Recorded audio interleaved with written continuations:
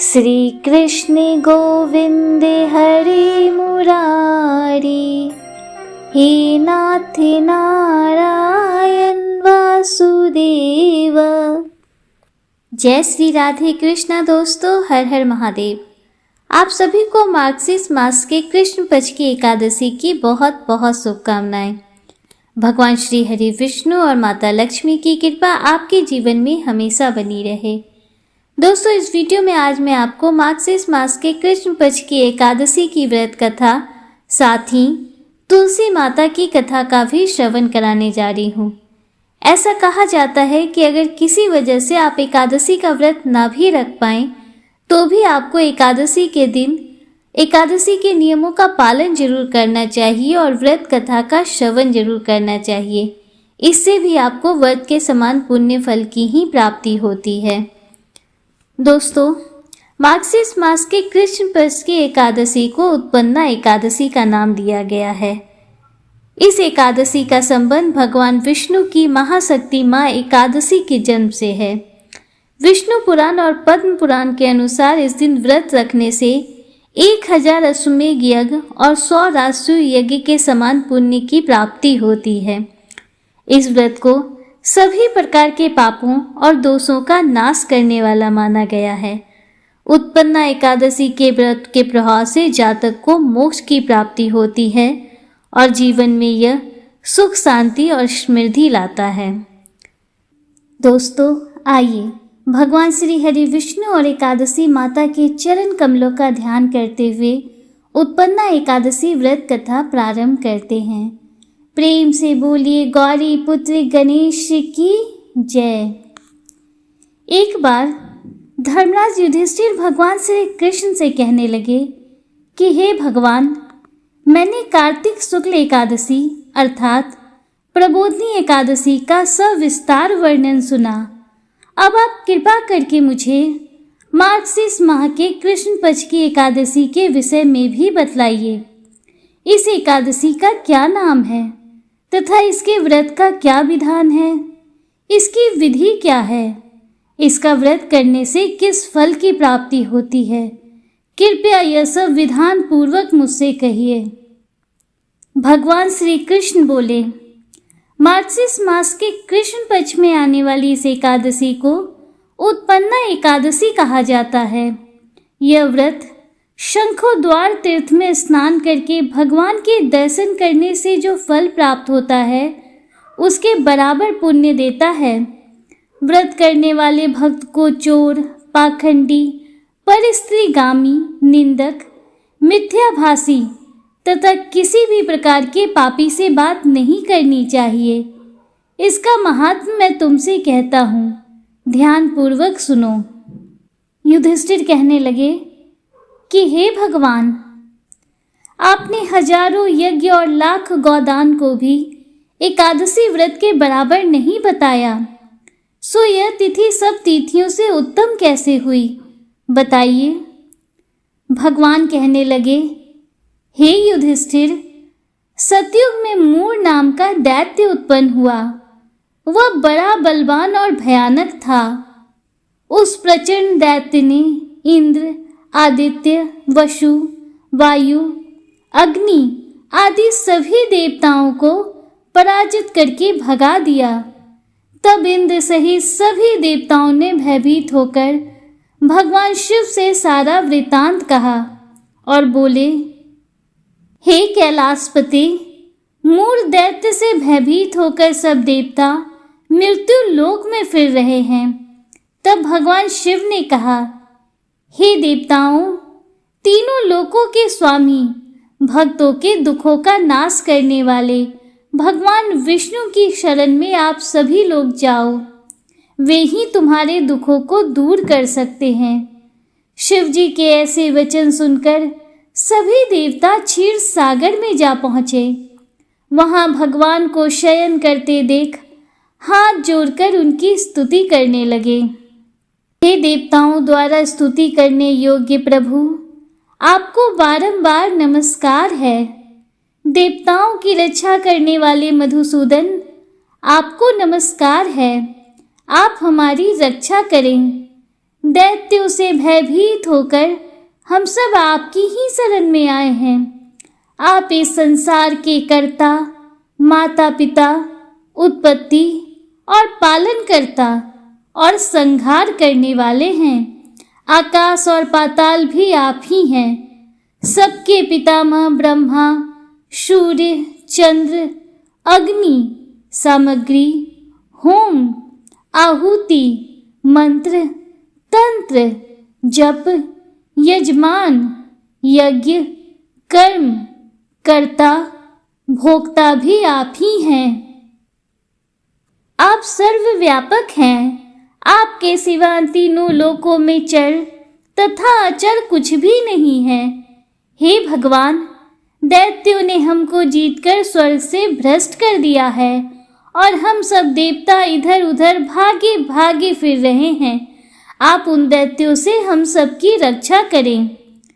इंद्र के ऐसे वचन सुनकर भगवान विष्णु कहने लगे कि हे इंद्र, ऐसा मायावी दैत्य कौन है जिसने सब देवताओं को जीत लिया है? उसका नाम क्या है? उसमें कितना बल है और किसके आश्रय में है तथा उसका स्थान कहाँ है? यह सब आप लोग मुझसे कहो। भगवान के ऐसे वचन सुनकर इंद्र बोले, भगवन, प्राचीन समय में एक नारी जंग नामक राक्षस था। उसके महापराक्रमी और लोक विख्यात मूर नाम का एक पुत्र पैदा हुआ। उसकी चंद्रावती नाम की नगरी है। उसी ने सब देवताओं को स्वर्ग से निकालकर वहां अपना अधिकार जमा लिया है। उसने इंद्र, अग्नि, वरुण, यम, वायु, ईश, चंद्रमा, नैऋत्य आदि सभी स्थानों पर अपना अधिकार कर लिया है। सूर्य बनकर स्वयं ही प्रकाश करता है, स्वयं ही मेघ बन बैठा है और सबसे अजय है। हे असुर निकंदन, उस दुष्ट को मारकर देवताओं को अजय बनाइए। यह वचन सुनकर भगवान ने कहा, हे देवताओं, मैं शीघ्र ही उसका संहार करूंगा। तुम चंद्रावती नगरी जाओ। इस प्रकार कहकर भगवान सहित सभी देवताओं ने चंद्रावती नगरी की ओर प्रस्थान किया। उस समय जब दैत्य मूर सेना सहित युद्ध भूमि में गरज रहा था, उसकी भयानक गर्जना सुनकर सभी देवता भय के मारे चारों दिशाओं में भागने लगे। जब स्वयं भगवान रणभूमि में आए तो दैत्य उन पर भी अस्त्र शस्त्र आयुध लेकर दौड़े। भगवान ने उन्हें सर्प के समान अपने बाणों से बींध डाला। बहुत से दैत्य मारे गए, केवल मूर बचा रहा।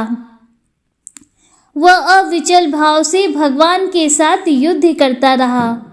भगवान जो भी तीक्ष्ण बाण चलाते वह उसके लिए पुष्प सिद्ध होता। उसका शरीर छिन्न भिन्न हो गया, किंतु वह लगातार युद्ध करता रहा। दोनों के बीच मल्ल युद्ध भी हुआ। 10,000 वर्ष तक उनका युद्ध चलता रहा, किंतु मूर नहीं हारा। थक कर भगवान बद्रिका आश्रम चले गए। वहां हेमवती नामक सुंदर गुफा थी।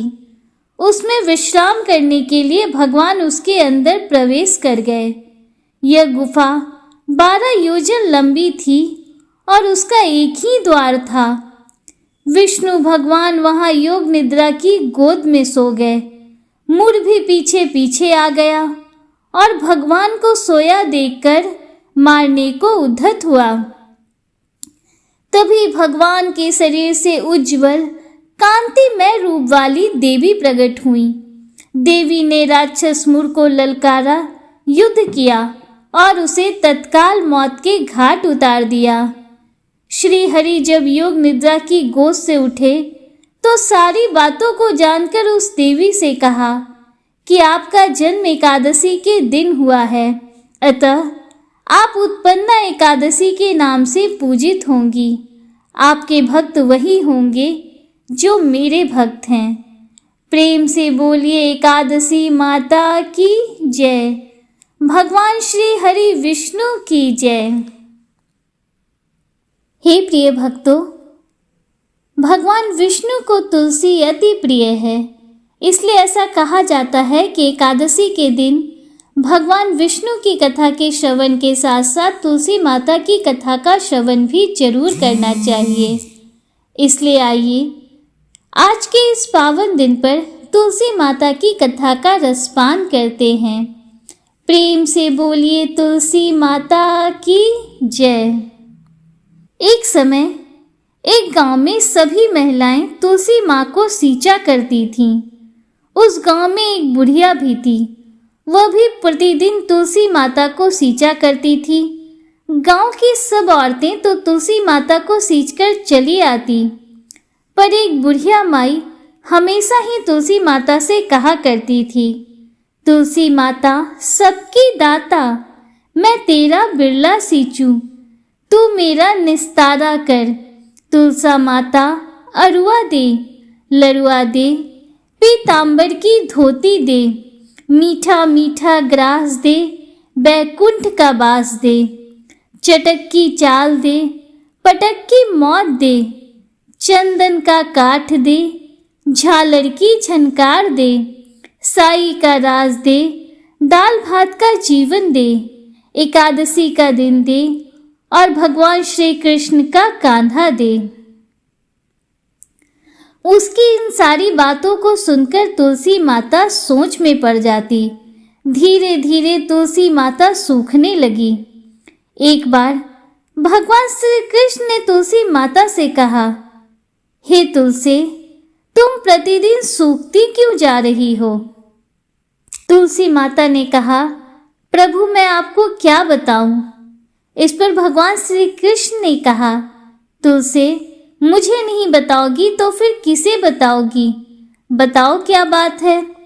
इस पर तुलसी माता ने कहा कि एक बुढ़िया रोज आती है और यही बात कह जाती है, मैं उसकी सभी बातों को पूरा कर दूंगी, लेकिन कृष्ण का कांधा कहाँ से लाऊंगी?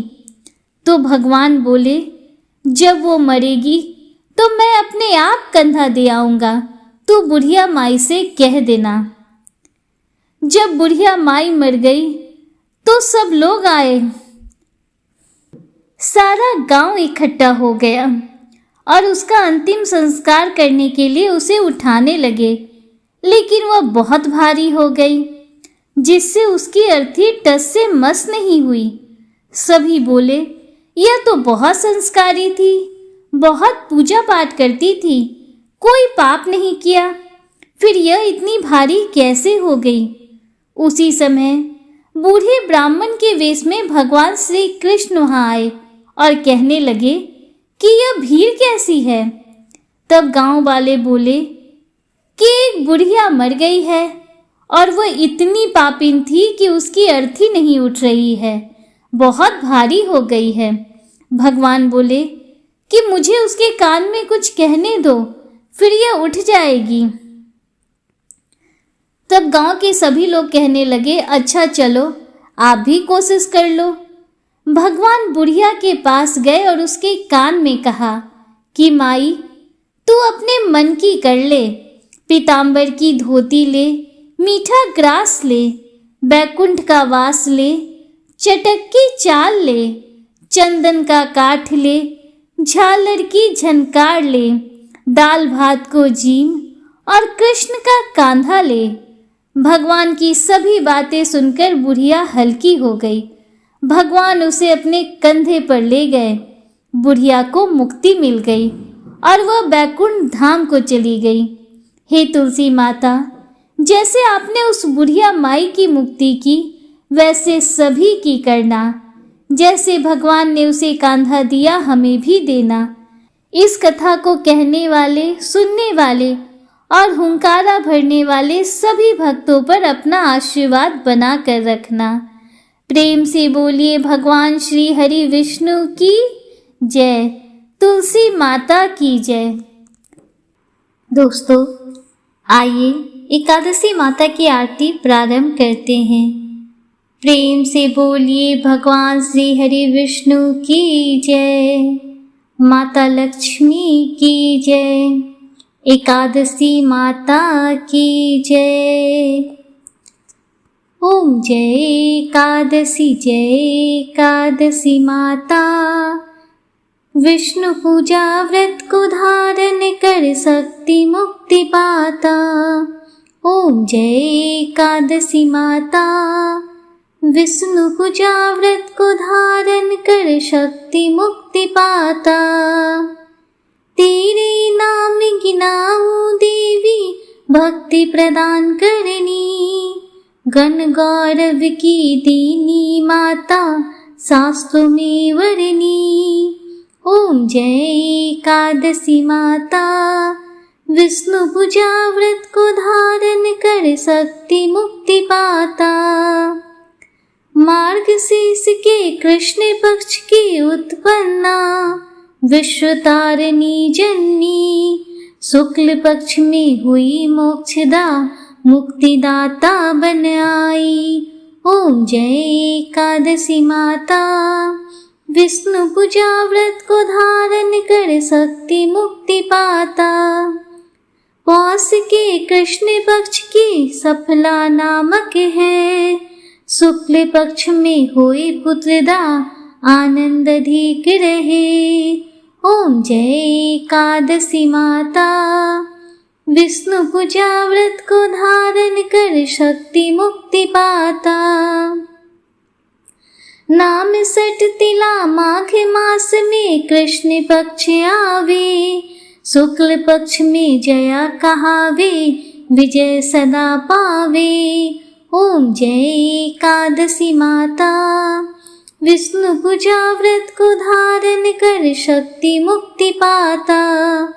विजया फागुन कृष्ण पक्ष में शुक्लाम्ल की। पाप मोचनी कृष्ण पक्ष में चैत्र महाबली की। ओम जय एकादशी माता। विष्णु पूजा व्रत को धारण कर शक्ति मुक्ति पाता। चैत्र शुक्ल में नाम कामदा धन देने वाली। नाम बरूथिनी कृष्ण पक्ष में वैशाख महावाली। ओम जय एकादशी माता। विष्णु पूजा व्रत को धारण कर शक्ति मुक्ति पाता। शुक्ल पक्ष में होई मोहिनी अपरा ज्येष्ठ कृष्ण पक्षी। नाम निर्जला सब सुख करनी शुक्ल पक्ष रखी। ओम जय एकादशी माता। विष्णु पूजा व्रत को धारण कर शक्ति मुक्ति पाता। योगिनी नाम आषाढ़ में जानो कृष्ण पक्ष करनी। देवशैनी नाम कहायो शुक्ल पक्ष धरनी। ओम जय एकादशी माता। विष्णु पूजा व्रत को धारण कर शक्ति मुक्ति पाता। कामिका श्रावण मास में आवे कृष्ण पक्ष कहिए। श्रावण शुक्ला होए पवित्रता आनंद से रहिए। ओम जय एकादशी माता। विष्णु पूजा व्रत को धारण कर शक्ति मुक्ति पाता। अजा भाद्रपद कृष्ण पक्ष के परिवर्तनी शुक्ला। इंदिरा आश्विन कृष्ण पक्ष में व्रत से भव सागर निकला। ओम जय एकादशी माता। विष्णु पूजा व्रत को धारण कर शक्ति मुक्ति पाता। पाप अंकुशा है शुक्ल पक्ष में आप हरणहारी। रमा मास कार्तिक में आवे सुखदायक भारी। ओम जय एकादशी माता। विष्णु पूजा व्रत को धारण कर शक्ति मुक्ति पाता। देव उत्थान शुक्ल पक्ष की दुखनाशक मैया।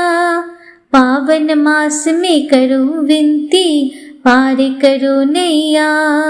ओम जय एकादशी माता।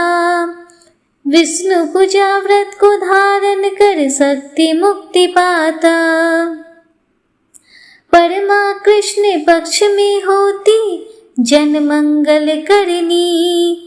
शुक्ल मास में हुए पद्मिनी दुख दारिद्र्य हरणी।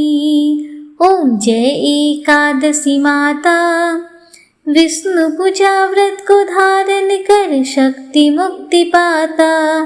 जो कोई आरती एकादशी की भक्ति सहित गावे, जन गुरुदिता स्वर्ग का वासा निश्चय वह पावे।